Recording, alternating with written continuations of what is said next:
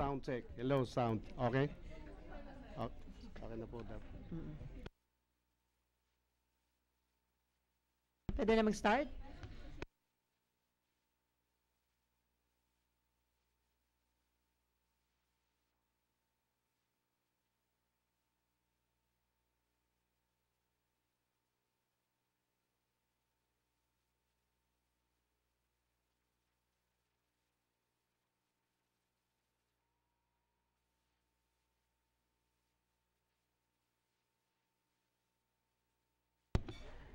Good morning. Welcome to our weekly Kapihan. And for today, our guest is the Chairman ng Committee on Health, Chairman on Urban Planning, Housing and Resettlement Committee, and one of the re-electionist senator. Let us all welcome Senator J.V. Ejercito. Hi, sir.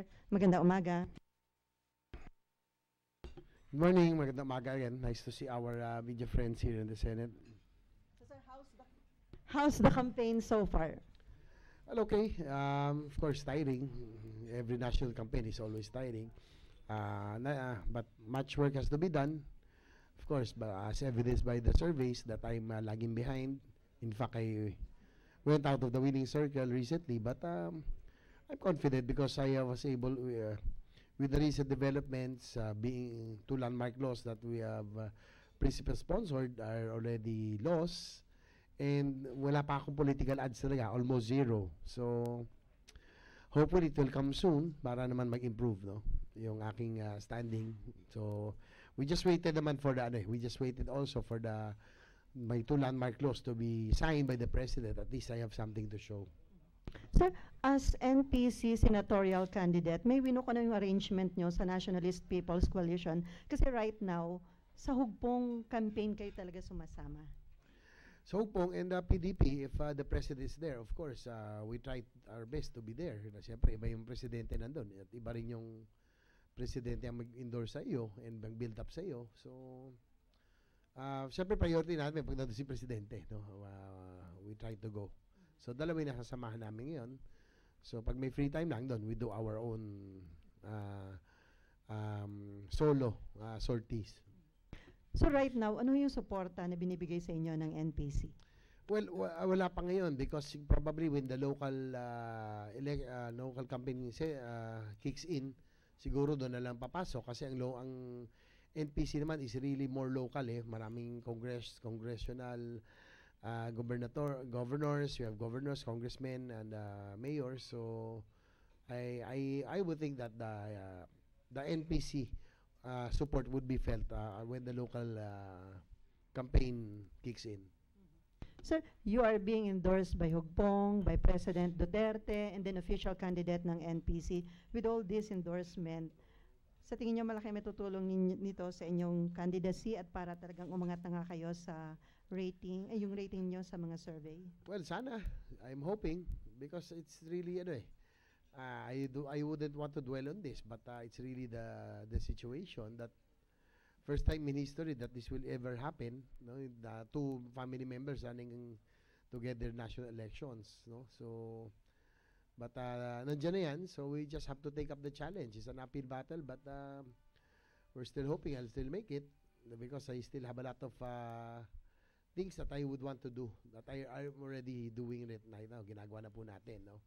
Lalo na po yung infra, transport modernization, which I feel is really needed to stimulate economic growth and cause inclusive growth, no, and jobs and opportunities.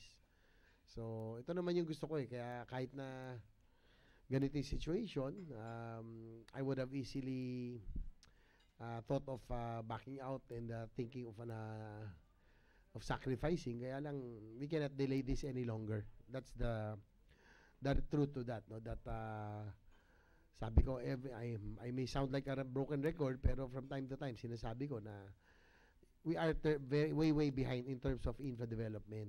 And this is very much essential for economic development and for us to be able to give inclusive growth. So, yan yung gusto kong tutukan. And I have been already, hindi pa nga ako to kasi ginagawa na natin. I've been monitoring, I've been defending the budget of the DOTR for the past 3 years.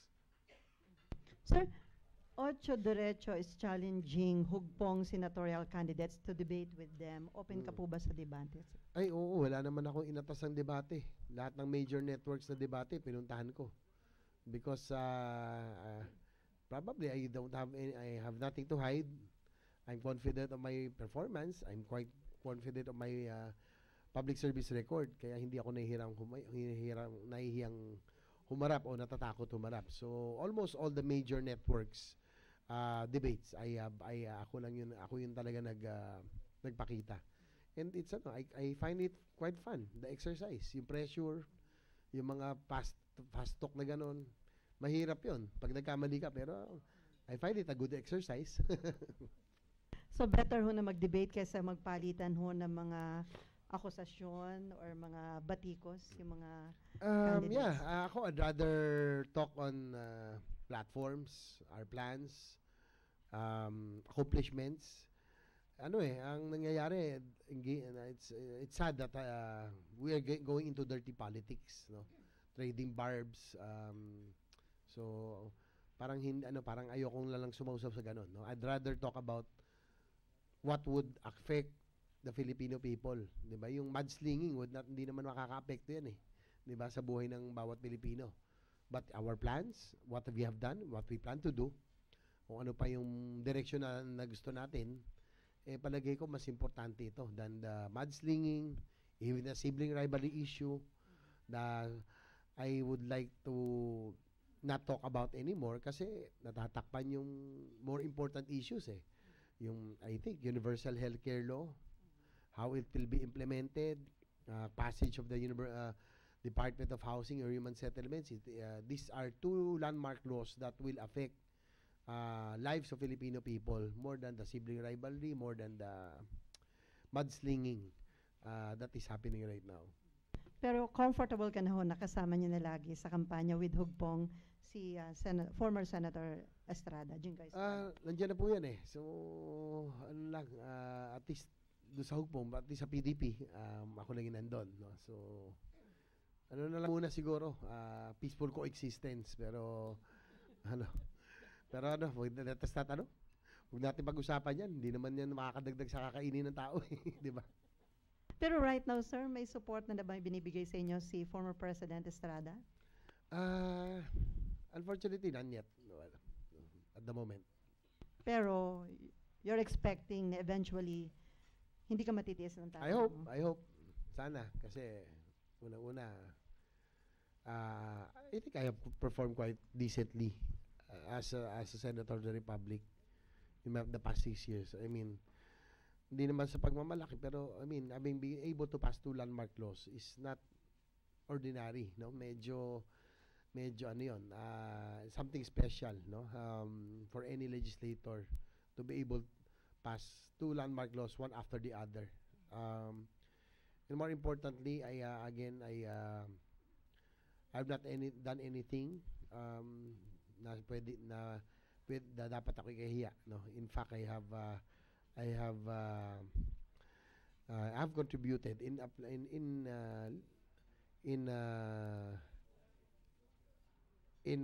establishing the Ejercito name in the Senate. Ay, may follow-up ka? Share.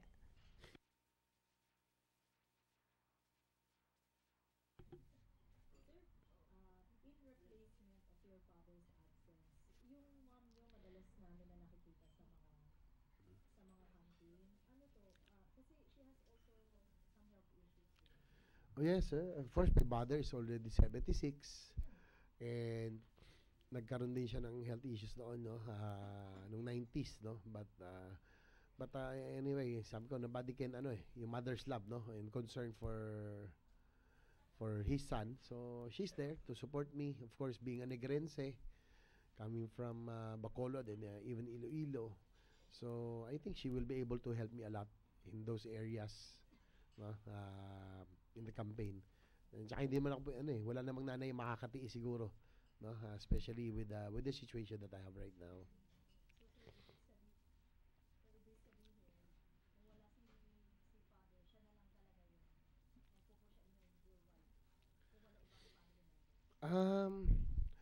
I guess So, but I'm hoping. Siguro, tignan natin. Mahaba pa naman eh. 60, more than 7, almost 70 days yet to go. So, a lot can still, a lot of things can still happen. Okay, siya, may follow-up ka pa? Ah.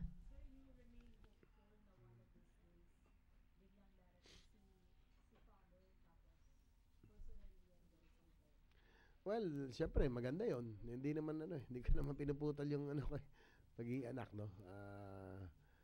But I just have to, again, I have already gave my position on that, no?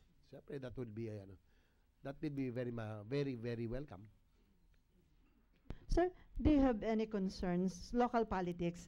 Kasi si Presidente ang inendorso candidacy ni Zamora, habang si Mayor Sara naman yung candidacy ng anak niya, Senator Jinggoy Estrada. Eh, di ba? Political rival niyo talaga yung Zamora. Well, so, because probably of PDP, and I saw him there, chinempo niya talaga. Siguro, si Presidente, pag may nagpa-picture, basta kapartido, tinataas ang kamay. So, President Duterte knows who really worked for his victory in San Juan. No, hindi ko na kinakailangan elaborate pa o pagmalaki sa kanya. Alam po niya kung sino yung totoong nagtrabaho, no, para sa kanyang pagkapanalo sa San Juan, no. Yung aming pong rival sa local politics dati nagsusumiksik doon sa ibang kandidato yon. Tapos wala pa isang linggo nagsusumiksik naman kay Presidente. So alam po niya kung sino yung talaga So probably na lang yun, kahiyaan na lang. Kaya siguro. So wala kayong nakikita implication or parang hindi maging favorable sa kampo nyo yung ganong endorsement ni Presidente? We'll see. We do not know. Pero tingin ko naman magulo rin kasi ngayon with HLP, PDP, especially sa local, may mga criss-crossing. So we'll see. Tignan natin kung paano maka-apekto. Pero kahit graduate na yung mother mo, do you still care about local politics in San Juan? Oh yes, but I guess we have done our part already, no? Kaya nga hindi ko na kinonsider bumalik. Maraming sabi, bumalik ka na lang sa San Juan. I have done my part. And we have done our part. No point going back kasi I was able to uplift pinaka-importante when I was San Juan Mayor, the development of San Juan, the rapid economic development of San Juan happened during my term. We became a city. We were the best financially managed LGU at that time. And one achievement that I'm really proud of, we have the lowest poverty incidence among the different local government units all over the country, percentage-wise. So, siyempre, para sa akin, that's the biggest accomplishment of any public official, to be able to uplift the lives of your people. And I guess we have done that already.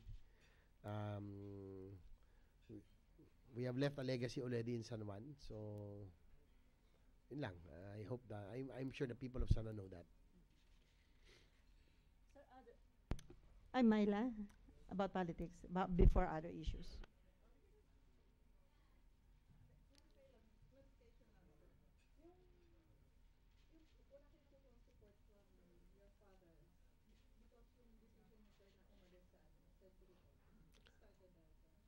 Probably. Nagkita, pero I show the respect. Pero siguro dahil sa pag-alis ko sa party. Mahirap talaga. Wala akong political ads, wala akong posters. For our election as senator, para ako mahirap na kandidato if you will compare me to the other candidates, 'di ba? Pero at least yung marami iba, sako-sako t-shirt, sako-sako ang giveaways nila. Parang wallpaper ng pero lahat, no? Yung thing of about one, pero marami, no?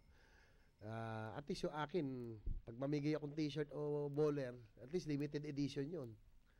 Kaunti lang yun, kaya bivalue nyo kasi limited edition. Mahirap talaga. I have to be honest. We are suffering from funds, no? Some of our candidates also, tulad ni SP Coco na kaibigan ko, na pareho siguro kaming hindi namin iniisip yung mga ganyan no? Na ngayon na may laban kami, wala kaming bala, hindi we have never been siguro been conscious of all of this. Whatever. So wala pa akong ads kasi, wala pa masyadong postering. So hopefully hopefully pumasok na siya. Sana magkaroon whatever is we can really erase. So para naman maalala, makita, malaman ng tao rin.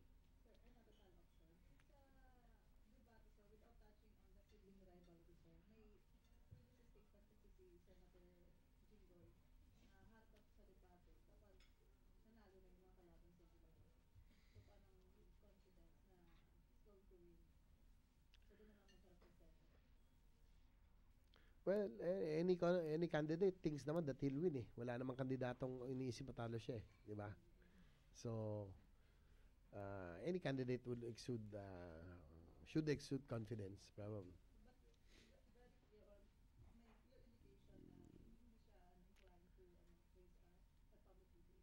I couldn't speak for himself for him. I can only speak for myself, no? That marami kasi sa mga kasama ayaw humarap sa debate, parang natatakot sila that they're risking their candidacy, baka may magkamali, may masabing mali, no? So, ganun siguro.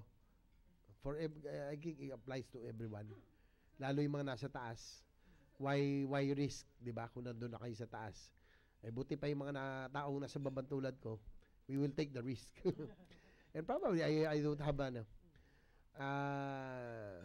I'm confident of my track record. I'm confident in my performance. Kaya that's why I'm not scared to join the debates. And I enjoy it again. Good exercise.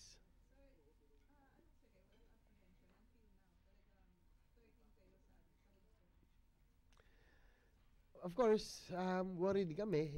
I think Senator Villar also Senator Cynthia also said that na worried siya doon sa 13. Baka mamaya ma-invalid yung balota. So, yun, that will be another that people have to be reminded that they only have to vote 12.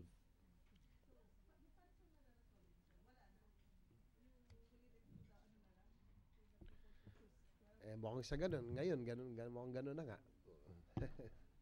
At least doon sa PDP, dapat 10 lang eh. Pero nagdagdag, 12 na ngayon. Oo, at least doon eksakto naman. Okay, before Cedric and Macon, sir, your father is not helping you yet, but are you going to help him sa mayoralty race sa Manila? Of course, why not? No? If I'm in Manila, lagi na kung nasa NCR kami, I drop by, I support him, no? Whatever way I can. Ako naman, hindi naman ako nakakalimot. Sa tayo nang galing, especially parents, no? We should always honor our parents. So, wala naman din ako kung wala rin siya, no? So that will hindi naman mawawala po 'yon, no? Meron lang kaming hindi pinagkakaintindihan sa ngayon, pero that will not change. So sir, simula na umalis ka sa puwersa ng masang Pilipino, hindi kayo nabigyan ng chance to talk to your dad? Hindi pa eh, not serious. Pero may occasions, pero I show my respect, ganon. Pero hindi pa kami nagkakausap. Okay, Cedric and then Macon.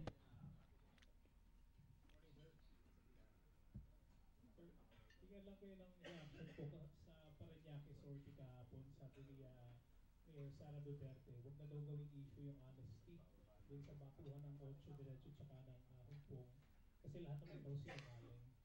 Your reaction po, please.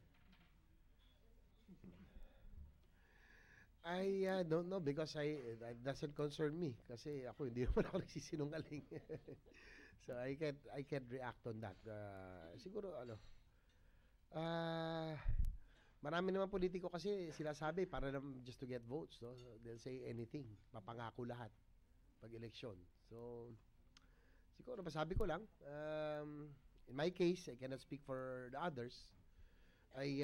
Sila po nangangako, tayo po ginawa na natin at ginagawa na po natin. So Okay, Macon.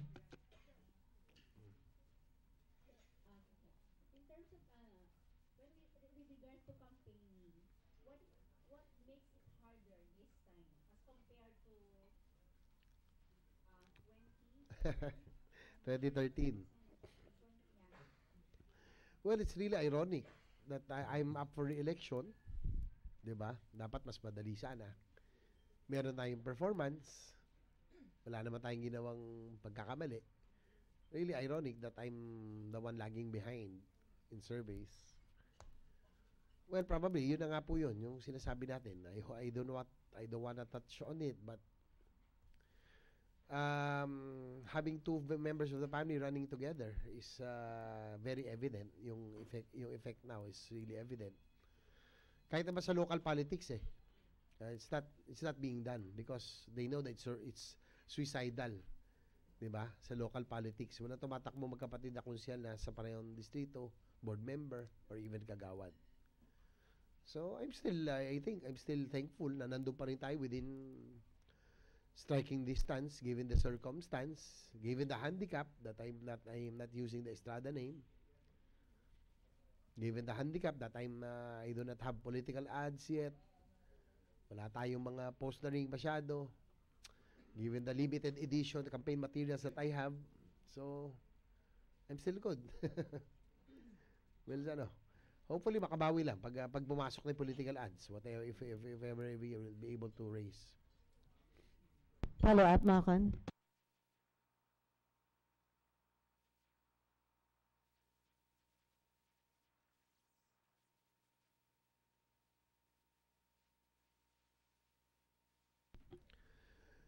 Well, just have to work hard. Now that two of my landmark laws have been passed and signed, at least meron na akong pwedeng ipakita sa taong bayan na talagang concrete accomplishment, no? Dati kasi nung hindi pa napipirmahan, parang ano pa lang 'di ba?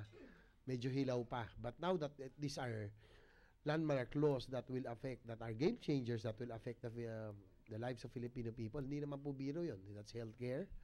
Then the other one is about housing, no? So sana ma-appreciate, and a lot are appreciating. Actually, kung titignan mo yung surveys in the urban areas where the media centers are, I'm doing quite well. So ibig sabihin, basta alam, people support. Ang problema ko sa far-flung areas, no? So that will be the challenge. Kasi tulad sa Mindanao, again, may mga areas no talagang Estrada ang mahal, Estrada lang alam. So probably there's confusion. So I don't know. Hopefully we can address that. May campaign team, but marami pa kami dapat gawin sa aming campaign team. Okay, Makon, follow up, and then She, and then Hannah, and then Laila. Pero Senator, kasi there are other senatorial candidates who are already banking on this. Example mo sa UHC. Kasi you were stalling about this.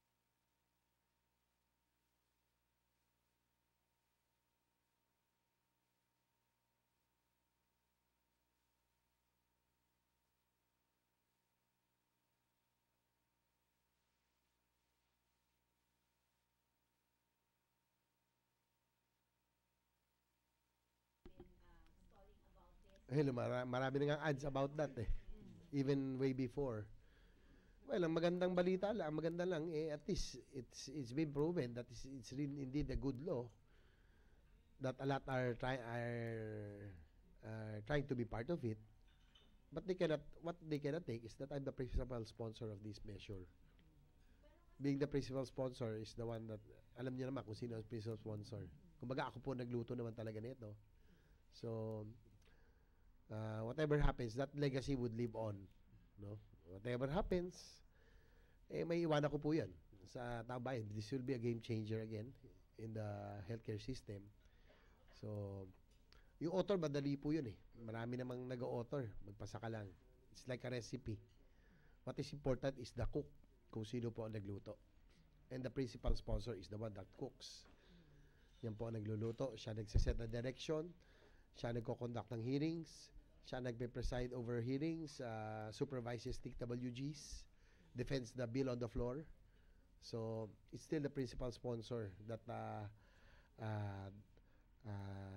is the biggest factor in the passage of a measure.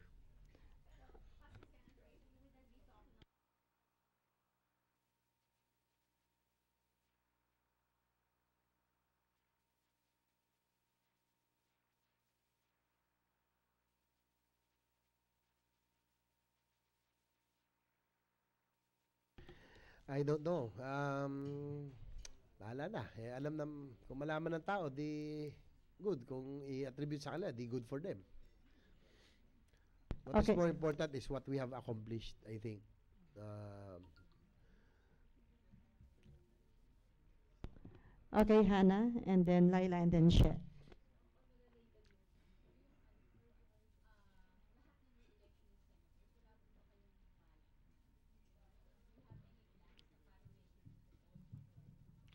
well, we did that already twice, I think.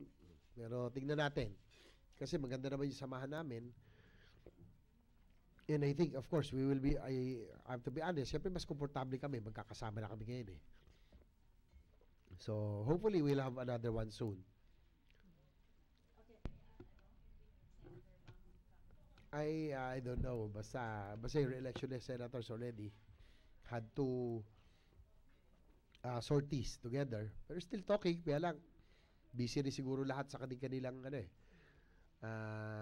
their own sorties.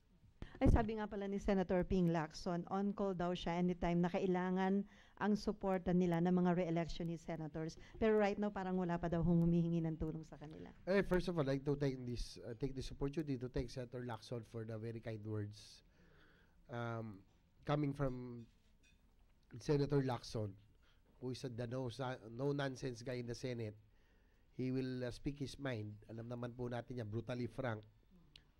But saying that in his 18 years in being in the Senate, saying that I am one of the hardest working senators that he has worked with. And sinabi rin niya, bakon pala, na ang universal healthcare law, ako talaga ang father. No? Dapat nga raw JVers tuloy. But coming from him, of course, it's indeed an honor and a privilege. Ibig sabihin, totoo yun pag nanggaling kay Senator Lacson. So hindi niyo pa kailangan ngayon, sir, ang tulong. Wala pa daw tawag. Well, definitely. Any help will be most welcome. Pero sabi ko nga, malaking bagay kung Senator Lacson na mismo ang nagsalita. Alam naman lahat na he will really tell things as it is. So, very thankful ako kay Senator Lacson. Okay, Laila.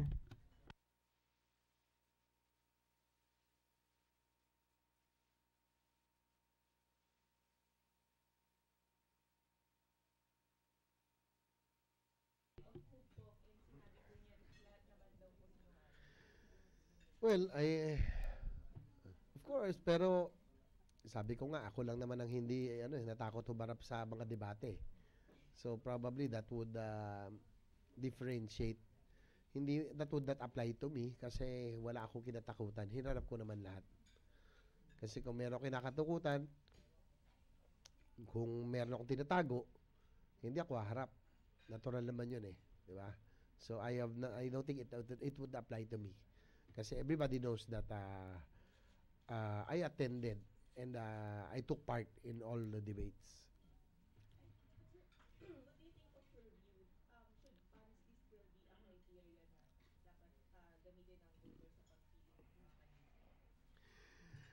Well, siguro nasabi nila ng Mayor Inday Sara because in a political season, everybody tries to get the votes. So, marami talaga dyan would say anything just to get the votes. No? Marami talaga nabobola dyan.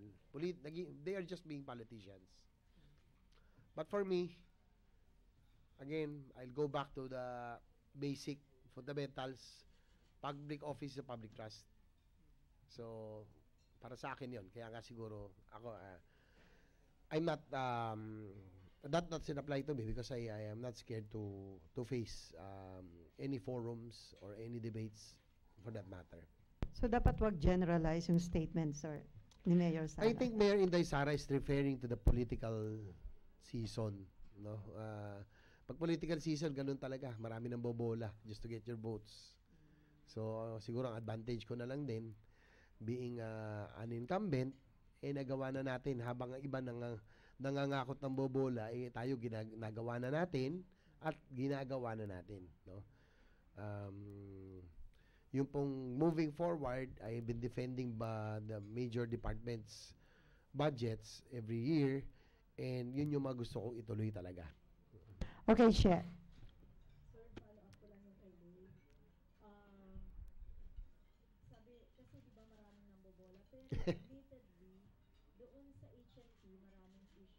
political issues and background yung mga kasama ng kandidato. Merong issue ng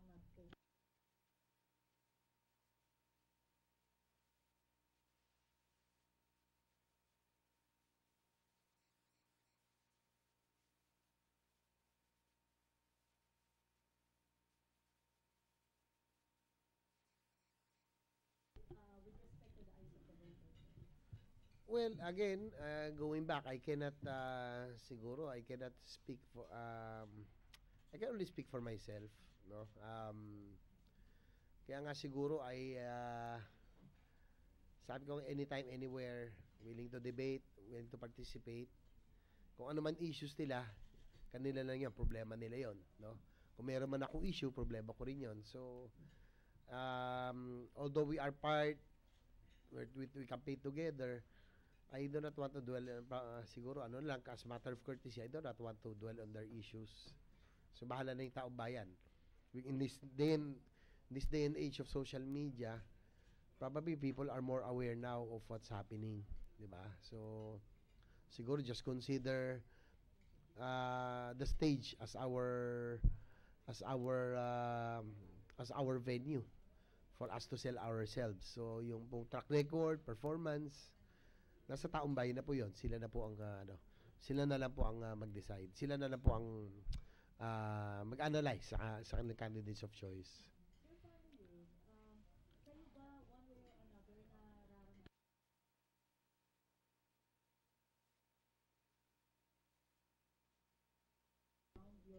your sleep? Kaya nandun pa rin kayo sa medyo baba ng survey? Oh, iba yung sa akin siya eh. Again, first time in history, I think it's now coming into effect. Pero we just have to do a lot of things here. Hindi naman, I don't think people, I think, are aware of my performance. People are aware of probably that I nag-iba ayos naman tayo doon sa mga urban centers. So, kailangan ko lang italaga ilabas doon. So, I'm not really worried na sinasabi nyo mababa ako sa survey. It's because of the situation, the circumstance. Okay. Sir, last na lang. Yung isa pang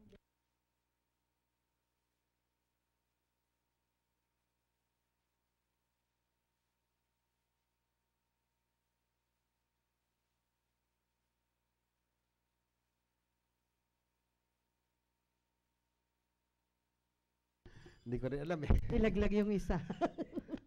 Sana lang, ako yung isa sa kahit sa 12. Kahit pa number 12, okay lang. hindi ko alam kung Bahala sila. Myla.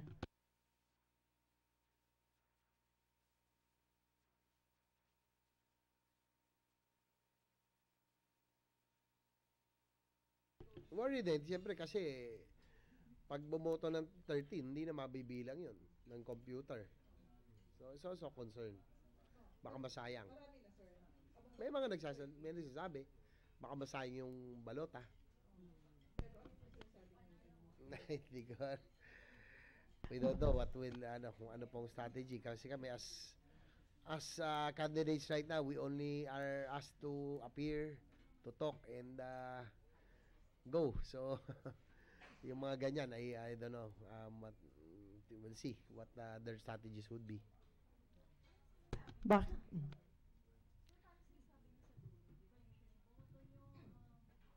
So, 13.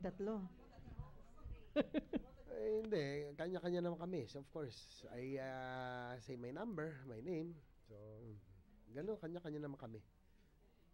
So, wala nang iboto ang the best na 12. Piliin. Siyempre, we have to campaign, we have to fight for ourselves also. Diba? So, siyempre, it's a good, nagpapasalamat pa rin kami kay Mayor Inday Sara for giving us the venue. Although talaga napakabigat, no? Ng laban ko ngayon because of the circumstance. But, pero hindi naman ako naniniwala kasi there's no, wala naman reason para hindi naman tayo magustuhan In fact, Senator, if I quote Senator Cynthia, pag lumabas yung huling survey, kasi okay na tayo noon tapos biglang bumaba. kami yung magkasabay na umiikot for the past 2 years. Halos kami yung magkasama. Siya po yung nasa top, ako po yung nasa baba. So, sabi niya, huwag ka madi-discourage. Sabi niya, hindi, gusto ka ng tao, nakikita ko yan. Ang problema, nalilito ang tao. So, yan ay nanggaling kay Senator Cynthia. Kasi, for almost 2 years, kami yung dalawang talaga masipag na nag-ikot eh. Di ba? Yun nga lang, hindi ko na-rip yung rewards ng ikot ko. Kasi nga, nahati. Nagkaroon ng kaguluhan. Di ba? Pero sir, dun sa 13, lahat sa tingin nyo malalakas yun at wala dun pwedeng i-sacrifice or ano ba to? Bahala na ang tao bayan, no? I think they know better. Tignan na lang natin, suriin natin yung merong plataforma. Kapag nagsasalta sa etablado, yung may sinasabing may kabuluhan, may sinasabing nagawa, at yung may sinasabing gagawin. Wag po yung mga motherhood statements. Yung may direction talaga. So, siguro yun yung ating suriin. At higit sa lahat, tama, yung malinis ang track record. That's very important. Integrity is very important in choosing a public servant. Before Cedric, sir, next week, DILG is about to release yung narco list. Do you support that move o may concern ka doon considering ng sinasabi ng palasyo, ibinase daw yung narco list sa wiretapped information from foreign governments? Well, okay sana yun. No? At least people will be aware kung sino yung mga nasa drugs para hindi na iboto. Kaya lang, kawawa naman yung mga madadamay na hindi pala. So, siguro kung nakasuhan na, kung there's enough evidence, probably ako, I have no qualms with that. No, yun pwede. Kasi nakasuhan na, talaga may ebidensya na. Pero yung mga nandun lang sa listahan, initially, tapos wala naman palang kinalaman, nagkakamali rin naman eh. No? Minsan ang intel, hindi intelligent ang kanilang information. So, kawawa naman yung mga mapagbibintangan. Pero sir, lawful ba yon na ibinase yung narco list sa wiretap information coming from ano pa nga, Well, that would foreign be a legal governments? question, especially kung hindi naman bawal yung wiretapping sa kanila, baka pwedeng, whether it can be admissible. So, I don't know. We have to yan ang dapat natin tignan, no? Pero, that will be a legal question, whether or not to treat it as admissible evidence, yung wiretap conversation from another country. Sir, from NIMFA, mananawagan daw ba kayo sa PNP na sulitin yung kanilang intel funds para ma-verify yung nasa narco list at malinis ang sariling hanay? At sa narco list, hindi ba dapat mapahiya yung PNP dahil umaasa pa tayo sa wiretap information from abroad samantalang may intel funds ang PNP at AFP? Of course, why not? Ang malaking intel fund naman, dapat gamitin ng tama't maayos. Kaya lang, we are still, being the one that defends the budget of the PNP, we are still behind our neighbors and other countries, no, in terms of equipment, no, yung pang surveillance, intelligence equipment. So ito medyo malaki-laki pang dapat natin gawin. Kung pwede natin sigurong, ito yung gusto kong matingnan, we have already improved the capability in the recent years, anti-terrorism, anti-criminal, crime activities, new firearms, new air units, new aircraft. We have already given the PNP. So siguro itong intelligence, intel and surveillance equipment probably would help a lot. Kasi ngayon sila mano-mano eh. 'Di ba yung intelligence nila hindi mo rin mano. Human error, pwedeng may human error because they are relying mostly on human assets. Okay, Cedric. Sir, balikan ko lang po yung sa campaign. May nakapagbanggit kasi sa amin na senatorial aspirant. Di ko na kung banggitin kasi immaterial naman. Sabi niya, bakbakan daw talaga kasi maraming sikat dito sa tatakbo ngayon, sir. Do you share the same sentiment? And, sir, I don't know if you're a fan of odds tsaka forecast, pero sa tingin niyo, sir, dun sa mga re-electionist, ilan po yung babalik after 2019? Yeah, totoo yan. Panay sikat talaga, no? Daming mas sikat sa atin. I'm just talking about myself. I don't have that flamboyance, that siguro. But I'm a silent worker, no? I don't know if it will get votes, yung pong achievements. Pero ngayon ko nakikita, parang hindi nga incentive yata yung performance at track record. Given the fact that the popular ones are still the ones in the surveys. But nonetheless, I'm still proud. Whatever happens, proud ako sa performance ko. Kung ano man mangyari, this will be a lasting legacy. Universal Healthcare Law, Department of Housing, to be known as the principal sponsor, the father of these things. This will remain forever, di ba? So, yun lang. Sana i-consider pa rin ng taong bayan yun. I'm quite glad. People who have access to information in the urban, again, I would repeat, in the urban centers, I'm doing quite well. In fact, in Metro Manila, I'm quite strong. Minsan number 5, number 7. Calabarzon area, number 9, 7 to 9. So, in the areas that are, kung saan merong information, I'm doing quite well. So, that has to be communicated. So, marami talagang sikat. Wala, hindi lang tayo, kumbaga, silent worker tayo eh. So, at least, maganda yung may nagawa tayo. What is more important is, we're able to deliver as promised in 2013. Sir, sa tingin niyo po sa mga re-electionist na kasabay niyo ngayon, sir, ilan ang babalik sa Senado po? Mukhang maganda naman chance nilang lahat. Ako lang yung re-electionist na nasa baba. Not because I did not do anything. Not because I didn't perform, but probably because of the circumstance. No, hindi ko na elaborate. Talagang napakahirap. First time in history. But hopefully I will be able to withstand and overcome the odds. Iba eh. Mabigat na to. Kakaiba ito. Sir, ano pa ba yung mga gusto niyong gawin o ma-achieve? Ba't kayo nagsisik ng re-election? Ano yung target? Well, unang-una, now that under President Duterte, kahit papano, whatever people say of him, lalo yung mga detractors niya, may political will. No? The infrastructure of which I've been passionate about, nasa house pa ako, mukhang dito magkakatotoo na. No? Dahan-dahan, nare-realize na. PNR North has already started construction. MRT 7 is ongoing construction. LRT line extension will be commencing construction soon. Yung PNR South, hopefully by December, ma-award na yung contract, and also Mindanao Railway System. And ako, ang hirap siguro, itong pinili kong advocacy, ang hirap ipaliwanag, hindi naiintindihan minsan, pero itong magbibigay ng trabaho eh. No? Later on, people will realize this will cause and bring in and stimulate economic growth. Ito magdadala ng economic growth in all the provinces, no, by creating new growth areas. Ibig sabihin nun, magkakaroon tayo ng inclusive growth, trabaho, jobs and opportunities, di ba? Marami nagsasabi, gusto ko mabigyan ng trabaho ang mga taong bayan, di ba? Very motherhood, pero paano? But at least I have a direction. I still, mahirap man ibenta ito, mahirap man intindihin, but this is the right direction to take. And given the circumstance, gusto ko na nga magsakripisyo nun, pero sabi ko, magsakripisyo ako, baka wala nang tumutok na naman dito. Sayang yung pagkakataon. Again, we are 30 years behind in my own analysis in terms of infrastructure development, and we cannot wait another 3 to 5 years. We will have a gridlock already.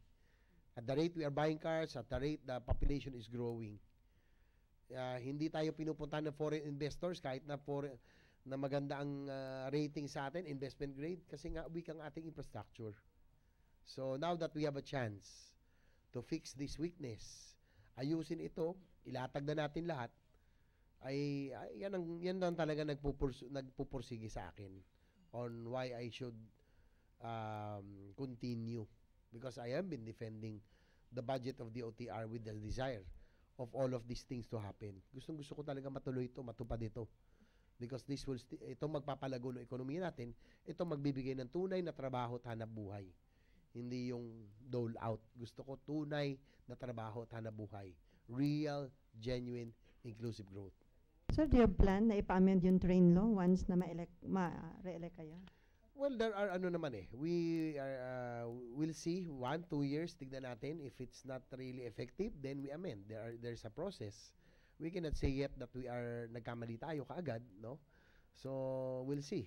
There is a process. Kaya nga merong process of amendment. if you need to make adjustments, then that's possible. That's allowed by law. Sir, as chairman ng Committee on Health, recently may nakitang probable cause ang DOJ to indict former Health Secretary Garin para dun sa kaso na reckless imprudence Well, I guess resulting to an... Are you I guess the satisfied? Senate has already done its part. The Blue Ribbon Committee, co-chaired by together with the Committee on Health, co-chaired by yours truly, we already recommended filing of charges to the past officials of DOH and others, no? So I think ito yung mga naging basis for the filing of charges of DOJ. So we have done our part already. Pero sa part ni Senator Gordon, disappointed siya dahil hindi daw kasama si former President Noynoy Aquino and former Budget Secretary Abad. How about you, sir? Well, I tingin ko rin kasi ano rin to this is may malversation din dito because the budget that was used to procure ding Baxia was not intended for its purchase. So medyo tama, I agree with Senator Gordon to some extent na hindi lang dapat si Secretary Garin, dapat yung iba rin, sila Abad et al. Sir? Yung hindi nga natin pag-uusapan, no? Another landmark law which we passed. I think we dwelled on the kaya ako Department of Housing, it's also landmark legislation that we were not able to discuss. Kaya probably those that based on surveys yung naka-apekto sa akin yung sibling rivalry issue. Ang unfair kasi ang ganda ng mga ang ganda ng mga natapasan natin, hindi na pag-uusapan. So but still yung creation of Department of Human Settlements, I'm hoping that it will improve the housing program and or anong na gusto natin at least in the future at least yung mawala na ito rin produkto rin naman to ng mga numerous hearings investigation. So at least yung pong tunay na in aid of legislation, yung pong mga hearings that we conducted, no, minus the flamboyance, hindi kasi ako flamboyant, di ako parang meron tayong produkto. Okay, She.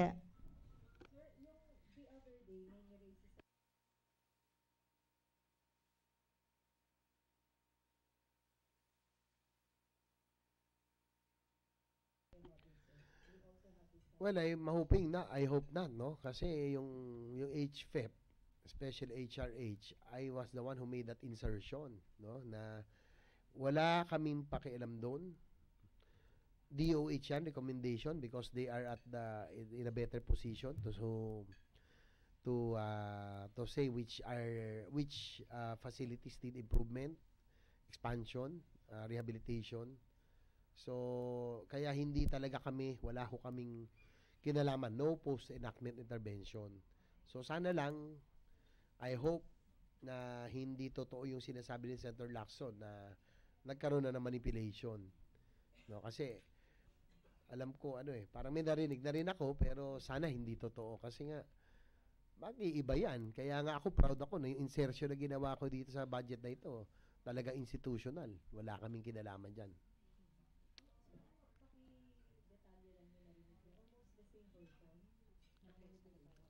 Yung well, kasi parang may ibang legislator sinasabi since yung HFEP dapat local yun. Kumbaga, it should not be treated as kumbaga dapat sila ang may say. Pero I would maintain that it should be institutional and let the department decide because they know where to bring the funds kung saan dapat. 'Di ba? Mahirap kung pumasok ang politiko Di ba? I don't want not to undermine. Siyempre meron namang magagandang proyekto kaya lang minsan may mga proyekto na more pang politika. Ito dapat improvement of the health facilities. Now that we are about to implement the universal healthcare law, kaya ako pinaglaban yan, gusto ko ang health facilities natin maging ready for the implementation. We expect more people, we expect more patients. Wag naman sanang madadivert na naman elsewhere. Kasi nga, as it is right now, overcapacity na nga ang ating mga government hospitals Di ba? So, dapat yan gamitin for expansion, rehabilitation, and upgrade of equipment in preparation for the universal health care law. So, wag na sana pakialaman yan. No?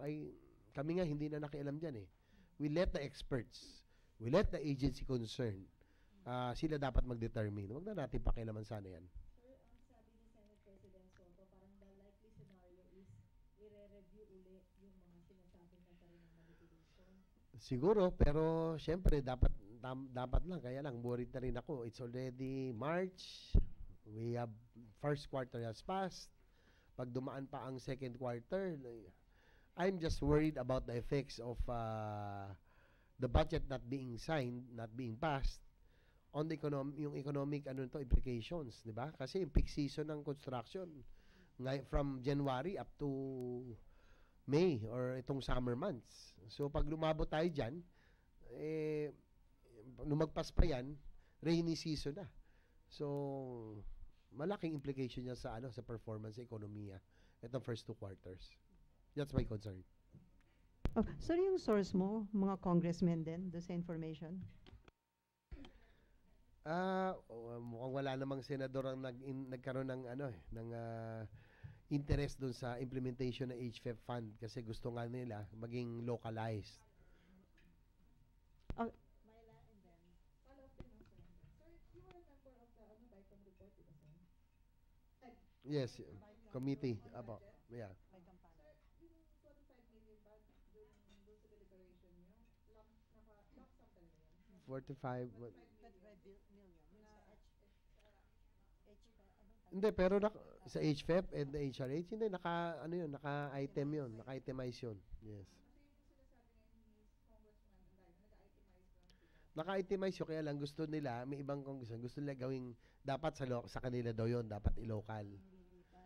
Oo. Pero I disagree because that should be left with the department. Hayaan natin kasi mas alam nila kung paano gagamitin eh. 'Di ba? Sir, pero bakit during the BICOM hindi na yun nila ginawa? Bakit hindi pa nila pa-ratify before doing it there in the House? That I do not know. Dapat walang ganon, 'di ba? Dapat kung ano na pag-usapan yun na. There wasn't a test. I'm hoping that yung apprehension ni Senator Lacson dito to, pero syempre that is a cause for concern. Hindi dapat magalaw yon kasi yun na yung napag-usapan eh. 'Di ba? There should be no manipulation.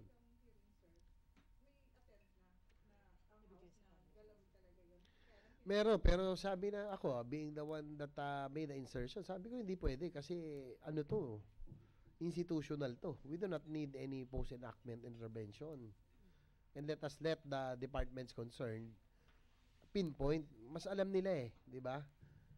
Di ba? Hindi naman, kasi mahirap special election season, hindi natin masisi.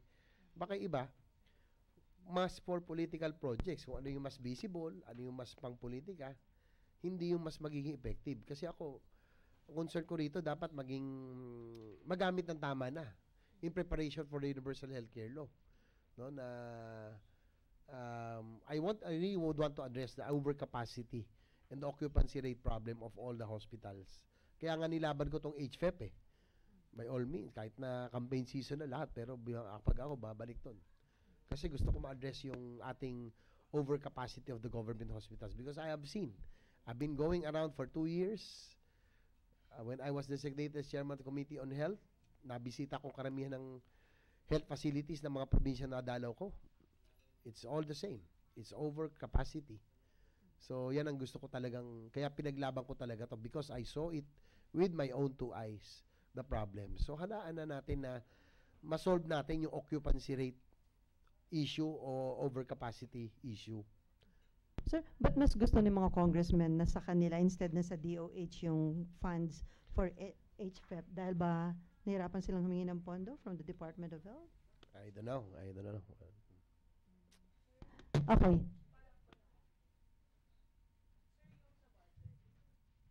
Sir, you mentioned ikaw po yung nagpasok ng sa HFEP. Anong itsura nun, sir, sa BICAM?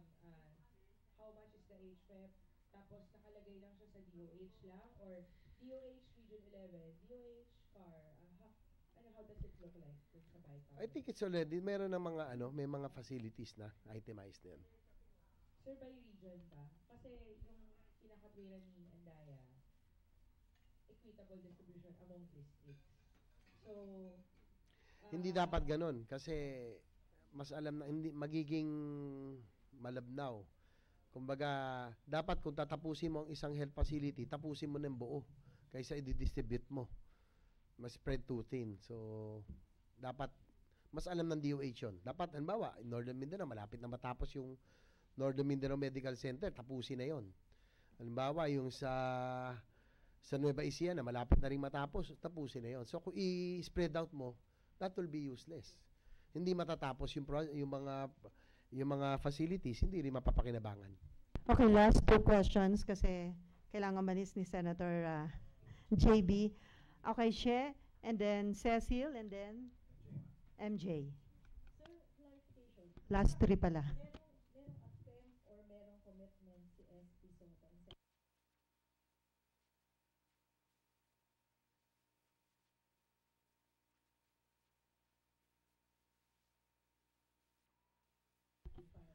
I guess, kasi sabi ko nga, nakita ko na yung need ng mga health facilities.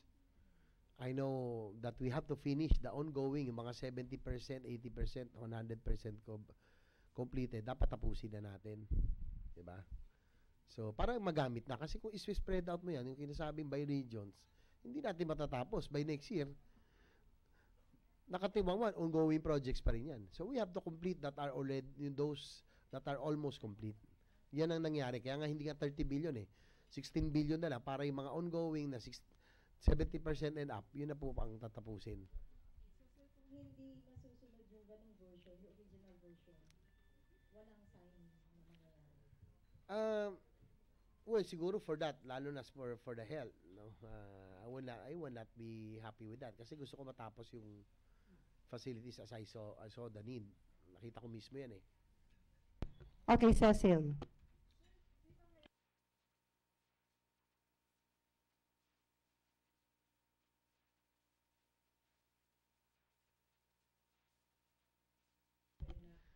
Dapat nga sana no February eh. Kaya lang siguro with all of these issues, so worried na rin ako. Sana matapos na. Worried ako sa yung economic implications.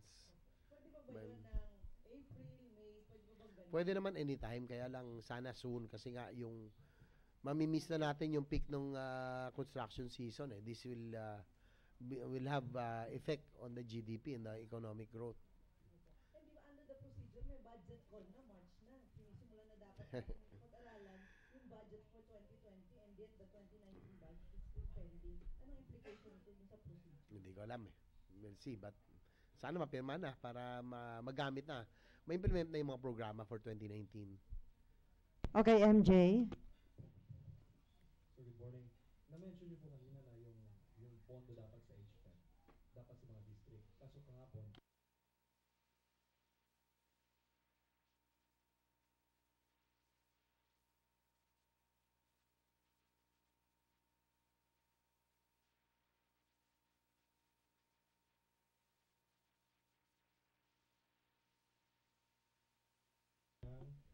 menu kung saan mapupunta yung What do you mean? Anong Meron din daw mga senador yes sir. na mayroon mga senador na doon sa HPF fund. wala basang alam ko lang wala rin akong ano diyan basta yung HFEP I endorse that as an institution. DOH po ang bahala diyan.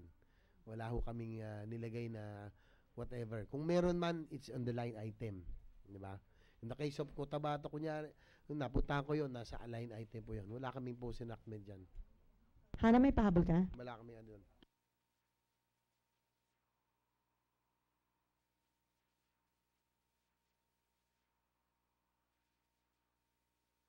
Well, sana ipasa na natin to, no? Let's just leave it to the institution, lalo na yung sa HFEP. Because they know better. Again, the reason we fought for this, nung dumating sa amin yan, walang HFEP yan. The Senate restored the HFEP specifically for the completion of those health facilities that are 70% up to 100% progress already.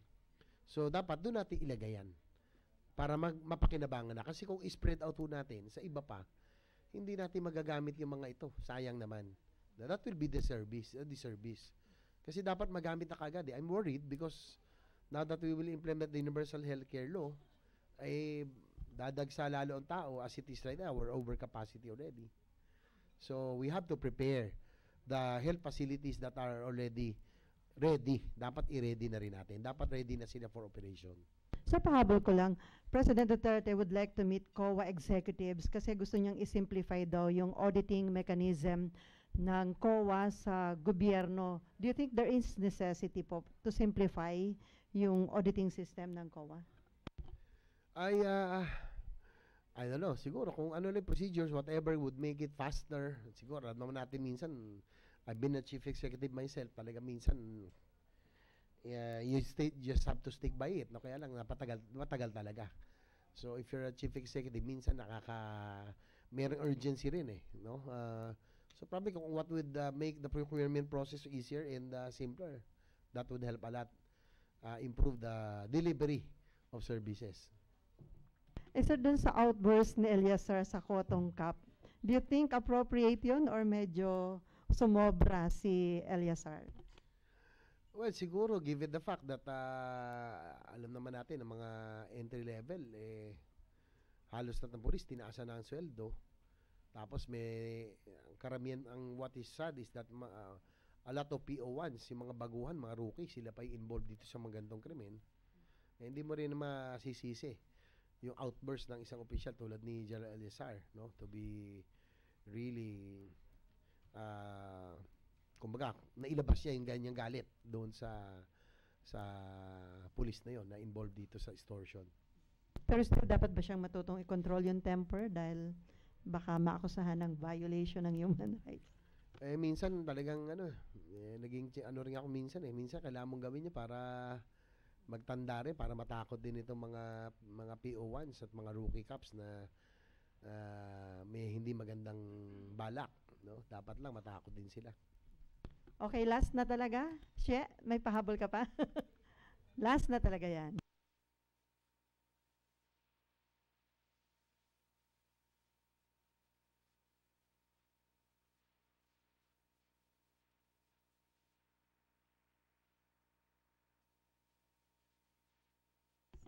I hope not.